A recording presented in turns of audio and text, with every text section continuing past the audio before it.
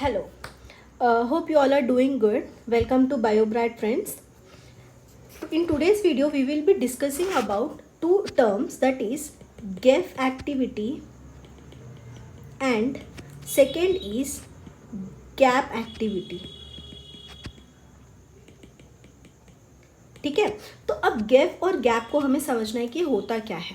देखो, हमें पता है कुछ प्रोटीन होते हैं जिन्हें हम लोग जी प्रोटीन कहते हैं, राइट। जी प्रोटीन कहते हैं। जी प्रोटीन के अंदर होता है ना, हमें देखो यहाँ पे हमारा प्लाज्मा मेम्ब्रेन है, ठीक है ना, this is our plasma membrane. इस पे 7 ट्रांस मेम्ब्रेन प्रोटीन होता है, ठीक है, 1 2 3 4 5 6 7, ठीक है ना। ये क्या है, इसको हम लोग कहते हैं GPCR, जी प्रोटीन कपल्ड रिसेप्टर। तो जी प्रोटीन कहाँ पे, यहाँ पे इससे लिंक्ड होता है जी प्रोटीन, ठीक है। यहाँ पे इधर इससे जी प्रोटीन, 3 जी प्रोटीन लिंक्ड होते हैं। ये जी प्रोटीन ट्राइमेरिक भी हो सकते हैं और ये मोनोमेरिक भी हो सकते हैं, ठीक है। तो ये जो जी प्रोटीन होते हैं ना, ये सिर्फ जब एक्टिव होते हैं जब ये जीटीपी के साथ बाउंड होते हैं, ठीक है। जी प्रोटीन जब ये जीटीपी से बाउंड होते हैं तो ये एक्टिव होते हैं, राइट। और ये जीडीपी से जब बाउंड होते हैं तो ये इनएक्टिव होते हैं। Okay, hope this is clear. अब हम लोग देखते हैं, यहाँ पे देखो ये अल्फा, बीटा और ये गामा होता है, ठीक है। तो जब ये जीडीपी से बाउंड है तो ये इनएक्टिव है। अब सपोज यहाँ पे कोई लाइगेंड आके बाउंड हो गया, ठीक है। अब सिग्नलिंग हमें करना है तो यहाँ पे आके कोई लाइगेंड बाउंड होगा। जब इधर आके लाइगेंड बाउंड होता है तो क्या होगा, ये अब इसको एक्टिव होना है, इसको फंक्शन करना है अपने इंट्रासेल्यूलर डोमेन में। तो ये क्या करता है, अब इसकी GAP एक्टिविटी एक्टिव होती है। अब ये GAP एक्टिविटी क्या होती है, अब हम लोग समझते हैं।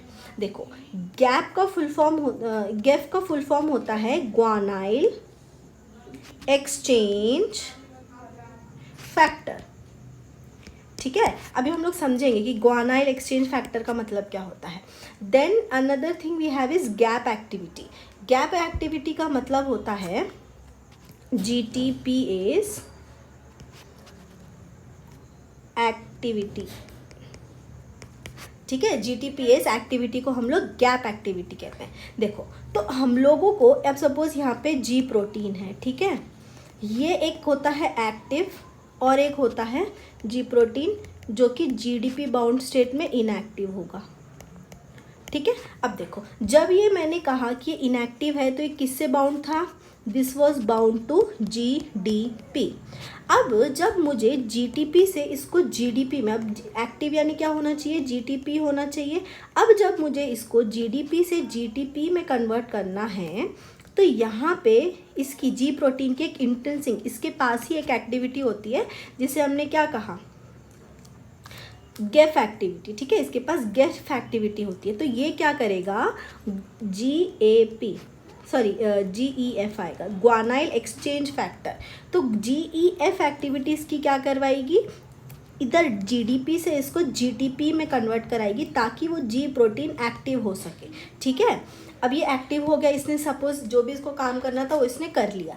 अब सपोज मेरे को इस एक्टिव वाले जी प्रोटीन को इनएक्टिव कराना है तो मैं क्या करूँगी, इसकी इंट्रिंसिक GTPase, ठीक है, इंट्रिंसिक GTPase एक्टिविटी को एक्टिवेट कराऊंगी। ओके, अब जब GTPase एक्टिविटी एक्टिव होती है तो ये GTP से GDP में कन्वर्ट हो जाता है। Okay, so this is the gap activity, GAP, okay, GTPase activity. तो होप आपको समझ आएगा कि हम यहाँ पे कर क्या रहे हैं। जी प्रोटीन को एक्टिव और इनएक्टिव करने के पीछे दो बेसिक एक्टिविटी की ज़रूरत होती है। एक होती है गैप एक्टिविटी जिसे हम कहते हैं ग्वानाइल एक्सचेंज फैक्टर, जो GDP यानी क्या, ग्वानीन है एंड डाइफॉस्फेट है। तो हम लोगों को यहाँ पे ट्राइफॉस्फेट है तो हम लोग एक और वो चाहिए, ठीक है, फॉस्फेट, यहाँ पे ग्वानाइल ट्राइफॉस्फेट। तो वो कौन करवाता है, गैप करवाता है। ओके, यहाँ पे GTPase के अंदर हमें क्या चाहिए, अब इसको हमें